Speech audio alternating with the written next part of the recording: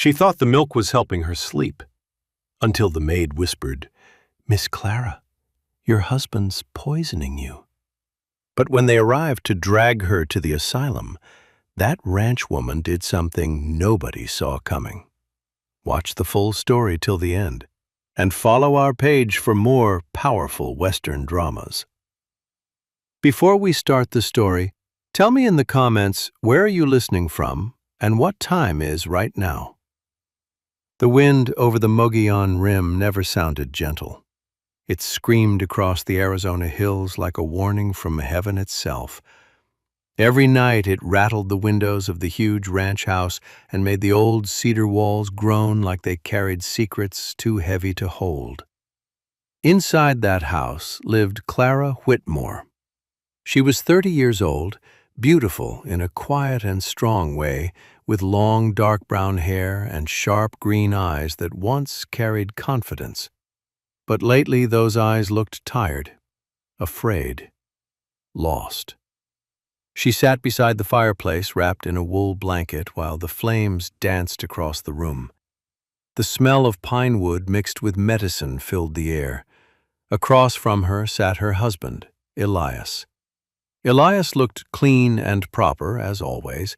His black suit was neat, his hair was perfectly combed back, his voice sounded soft and caring.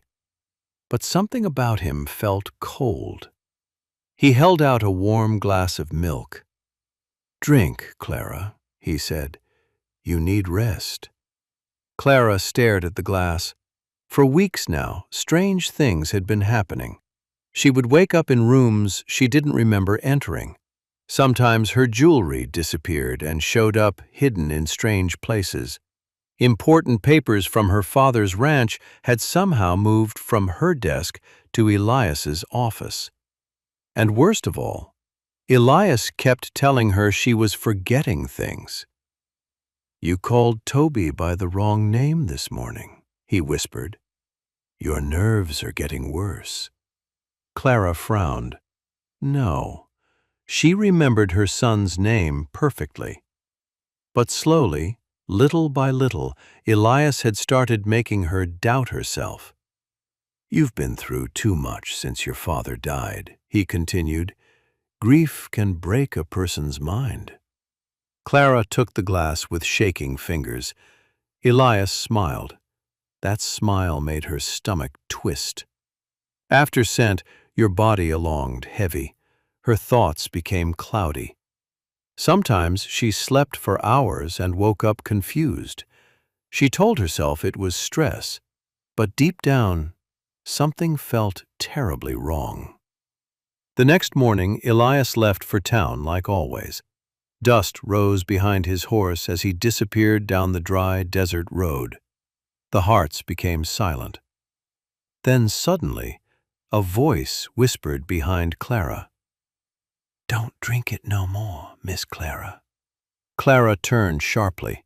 It was May. The quiet maid rarely spoke unless spoken to. She was young, maybe 22, with tired eyes and rough hands from endless work. But today she looked terrified. "What are you talking about?" Clara asked.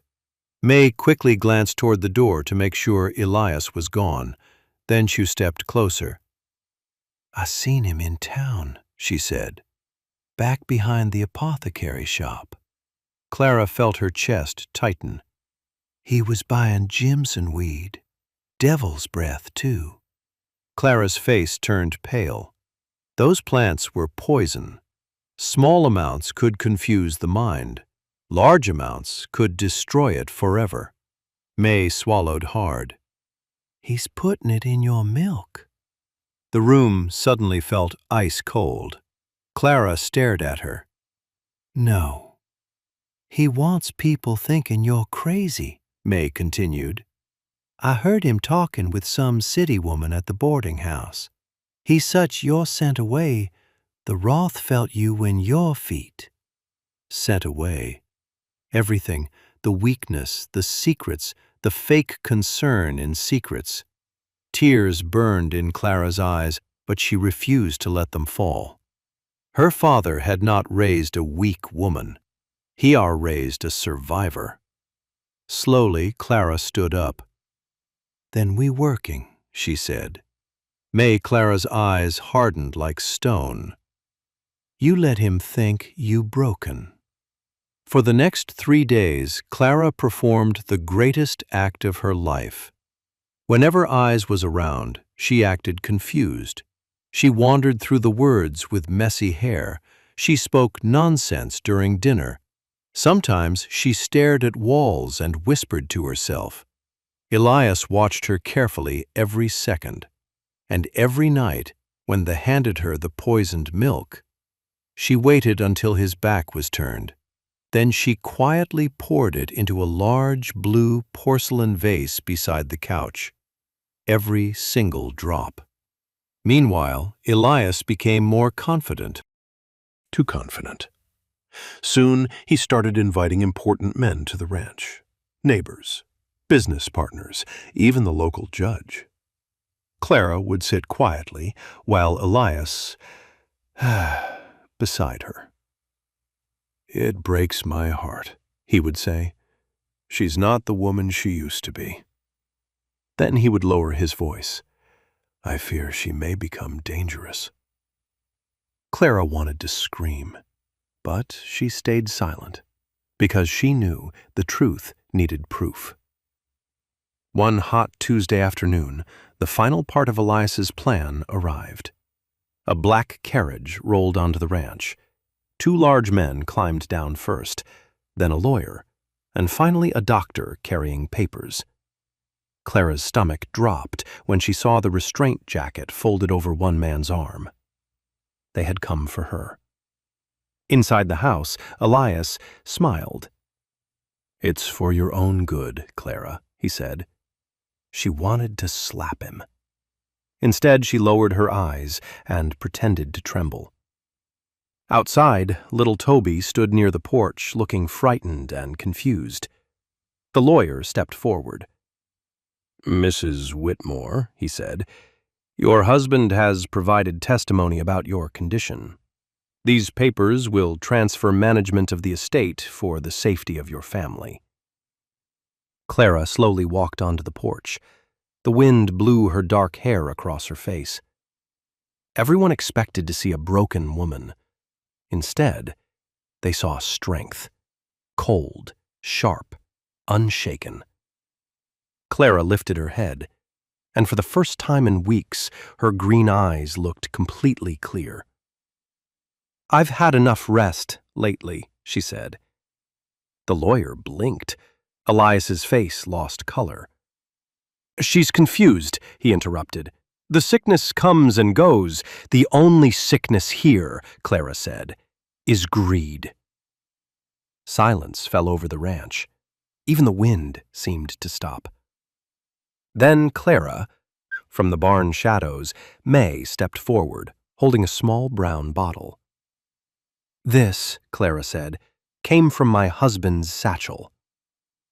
The doctor took the bottle carefully. His expression changed immediately. "Jimson weed," he said. The lawyer stared at Elias. Clara pointed toward the house. "And inside that blue vase beside the fireplace," she continued, "you'll find enough poisoned milk to kill a mule." Elias panicked. "You lying little snake," he yelled at May. Then suddenly his calm mask shattered completely. He lunged toward Clara with fury burning in his eyes. "You crazy woman!" But before he could touch her, click. The sound of rifles filled the air. Everyone turned. 3 old ranch hands stepped from the trees holding Winchester rifles. Their faces were hard as stone. These men had worked for Clara's father their entire lives, and they had seen enough. Silas, the old wrangler, stepped forward slowly. "Milady is speaking," he said. Elias froze. Sweat rolled down his face. For the first time, he looked small, weak, caught. The lawyer looked from the poison bottle to the vase to Elias's terrified expression. Everything became clear. Clara stepped closer to her husband until they stood inches apart. "You married me for my land," she said, "but you forgot something." Her eyes burned with fury now. "This ranch belonged to fighters long before you arrived." Elias opened his mouth, but no words came out. "You wanted to bury me alive," Clara said. "Instead, you buried yourself." The judge finally spoke. "Mr. Elias Whitmore, you are to leave this property immediately, pending investigation." The same carriage meant to carry Clara to the asylum became Elias's prison instead. As the guards forced him inside, he looked back one last time. But Clara showed no fear anymore, no weakness, only strength. The carriage rolled away into the desert dust, and Elias disappeared with it. That evening, the ranch felt different, lighter, peaceful. The sun painted the Arizona sky in deep purple and gold colors, while the wind moved softly across the hills. Clara stood on the porch beside Toby. May stood nearby too, no longer just a servant hiding in shadows. Now she was family. Toby tugged gently on Clara's sleeve. "Is Papa coming back?" he asked quietly. Clara knelt in front of him. Her eyes softened. She brushed dust from his cheek and smiled sadly. "No, sugar," she whispered. "The storm is past." The boy wrapped his arms around her neck. Clara held him tightly while the desert wind moved around them. For the first time in many months, she was not afraid of it anymore. Then she stood, took Toby's hand, and walked back inside the ranch house. Behind her, the door closed firmly against the coming night. And out across the endless Arizona land, the wind carried away the last shadow of Elias forever. Thank you so much for watching this story all the way till the end. If you enjoyed it, please hit the like button and share it with your friends. It really helps us a lot.